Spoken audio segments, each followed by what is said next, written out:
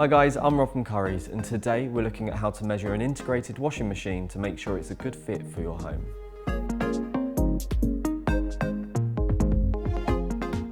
While freestanding machines can be installed anywhere providing there's a connection to your mains water supply, integrated models are installed under kitchen worktops and typically hidden behind a fitted cabinet door for a seamless look.